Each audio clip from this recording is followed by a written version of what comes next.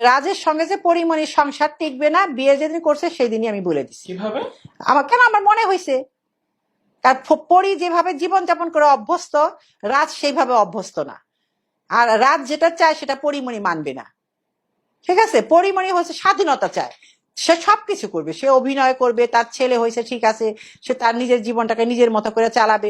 হয়তো রাজ হস্তক্ষেপ করছে, অথবা রাজ তার মতো জীবনযাপন করতে চাই, যে নোংরা নোংরা কথাবার্তা শুনলে আমি যাই না, আমি দেখিও না, শোনা কথা। তো তাদের দুইজনের মধ্যে বনিবনা হয় নাই, সবচেয়ে ভালো হয়েছে সারাসারি হয়ে। পরিমণি যেটা করছে তাকে সে এরকম ধাক্কা খাইছে, তাকে এরকম ঠকাইছে। এই যে মানুষে বলে পরিমণি 4টা 5টা 3টা 4টা বিয়ে করছে, আমি জানি না সে 3টা 4টা বিয়ে করছে কিনা, আমি পত্রিকায় দেখছি, পেপারে দেখছি, ইউটিউবে দেখছি। সে যদি 4টা বিয়ে করে থাকে, তো প্রথম বিয়েটা কেন সাইরা সে সেকেন্ড বিয়েটা করলো? নিশ্চয়ই ওই ছেলেটা কোনো দোষ ছিল। থার্ড বিয়েটা সে কেন করলো? নিশ্চয়ই তার আগেরটা কোনো দোষ ছিল। একটা মেয়ে কখনো ঘর ভাঙতে চায় না, সে বাধ্য হয় ভাঙতে। এরপরে তার কোনো দায়িত্ব নেবে না, তার টাকা পয়সা দিবে না, তার খরচপাতি দিবে না, তাকে সামাজিক স্বীকৃতি দিবে না, তাকে লুকায় রাখবে। আমি তোমার বউ, সে আমাকে স্বীকৃতি দিচ্ছে না, তার ফ্যামিলির সাথে পরিচয় করাচ্ছে না, সে আমাকে কারোর সামনে আমাকে নিয়ে যাচ্ছে না। কেন? কি জন্য? তাহলে তুমি আমাকে বিয়ে করছো খালি তোমার সাথে ঘরের ভিতরে চুপ করে ভালোবাসার জন্য, এইটুকুর জন্য? ভালো করছে পরিমণি, ও ভালো আছে। আমি ওকে ওকে ওকে সব সময় ধন্যবাদ দিই, সাপোর্ট করি। কারণ ও জীবনে ধাক্কা খাইয়া শিখছে, আজকে ও যেটা করে নিছে খুব ভালো করছে। ওকে দেখে অন্যদের শেখা উচিত।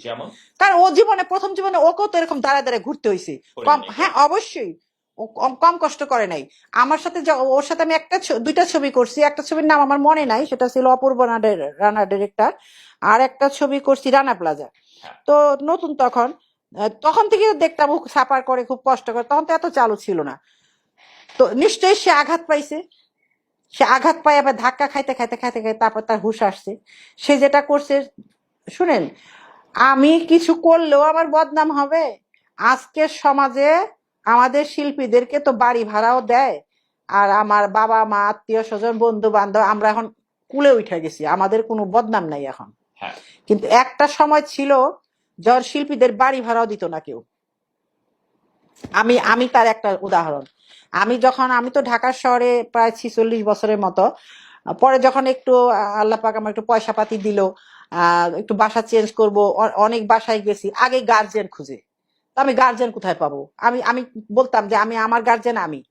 হ্যাঁ, তুমি ছবিতে অভিনয় করো, আমার বাসায় কোনো লোকজন আসতে পারবে না, এই পারবে না, তোমার কাজ তুমি বাইরে যা করবা। তো ওই বনসই দিয়ে তো আমি বাসা ভাড়া নিতে পারবো না।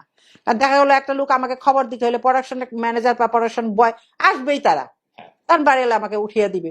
তো এইটা তো আমার পক্ষে সম্ভব না। এরকম ধাক্কা আমিও খাইছি বহু।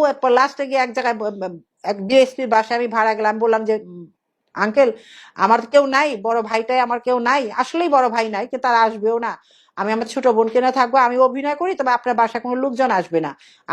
আমি অভিনয় করি, আমার এফডিসিতে আমার কথাবার্তা হইব, আমার টেলিফোন আছে, আমার ফোনে যোগাযোগ করবে। তারপর উনি বাসা ভাড়া দিয়েছে। তার ওই বাসায় আমি 18 বছর থেকে আসছি, ইন্দিরা রোডে একটা বাসায়। তো আমি তো ওরকম করি নাই। কিন্তু এখনকার তো এগুলা কোনো ঘটনা না, এখন তো তুমি টাকা হইলেই বাসা পাওয়া যায়, যে কোনো বাসা তুমি নিতে পারো। তো সমাজে উঠা গেছে শিল্পীরা, অনেক উপরে উঠা গেছে শিল্পীরা।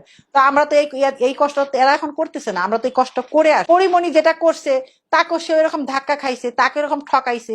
এই যে মানুষে বলে পরিমণি 4টা 5টা 3টা 4টা বিয়ে করছে, আমি জানি না সে 3টা 4টা বিয়ে করছে কিনা, আমি পত্রিকায় দেখছি, পেপারে দেখছি, ইউটিউবে দেখছি। সে যদি 4টা বিয়ে করে থাকে, তো প্রথম বিয়েটা কেন সাইরা সে সেকেন্ড বিয়েটা করলো? নিশ্চয়ই ওই ছেলেটা কোনো দোষ ছিল।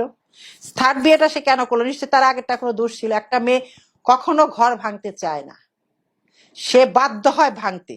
এরপরে তার কোনো দায়িত্ব নেবে না, তার টাকা পয়সা দিবে না, তার খরচপাতি দিবে না, তাকে সামাজিক স্বীকৃতি দিবে না, তাকে লুকায় রাখবে।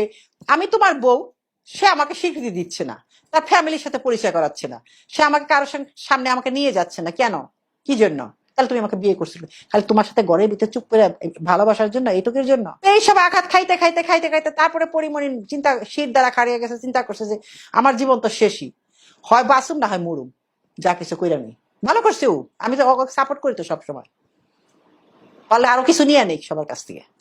দেখা হয়েছে কবে শেষ ওর সঙ্গে? অনেকদিন দেখা হয় না, ওই লাস্ট ওর সাথে আমার ওই যে অপূর্ব রানার ছবি শুটিং এ দেখা।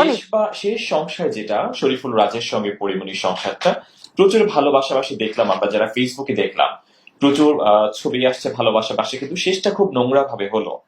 এটা কি কাম্য ছিল? আমি রাজকে চিনি না, রাজকে কখনো দেখিও নি। রাজের শুধু একটা ছবিতে একটা গান দেখছি, যে হাওয়া হাওয়া কি গানটা যেন। পরিমণি, আমি ওদের ভিতরে কথাটা বলতে পারবো না, ওদের মধ্যে কেন ছাড়াছাড়ি হইলো। তবে রাজের সঙ্গে যে পরিমণির সংসার টিকবে না, বিয়ে যেদিন করছে সেই দিনই আমি বলে দিছি। কিভাবে? আমার মনে হয়েছে, তার পরি যেভাবে জীবনযাপন করে অভ্যস্ত, রাজ সেইভাবে অভ্যস্ত না। আর রাজ যেটা চায় সেটা পরিমণি মানবে না। ঠিক আছে, পরিমণি হচ্ছে স্বাধীনতা চায়, সে সবকিছু করবে, সে অভিনয় করবে, তার ছেলে হয়েছে ঠিক আছে, সে তার নিজের জীবনটাকে নিজের মতো করে চালাবে। হয়তো রাজ হস্তক্ষেপ করছে, অথবা রাজ তার মতো জীবনযাপন করতে চাই, যে নোংরা নোংরা কথাবার্তা শুনলে আমি যাই না, আমি দেখিও না, শোনার কথা। তো তাদের দুইজনের মধ্যে বনিবনা হয় নাই, সারাসারি। সবচেয়ে ভালো হয়েছে সারাসারি হয়ে, এক ঘরের মধ্যে প্রত্যেকদিন মারামারির থেকে সারাসারি হয়ে গেছে, ভালো আছে।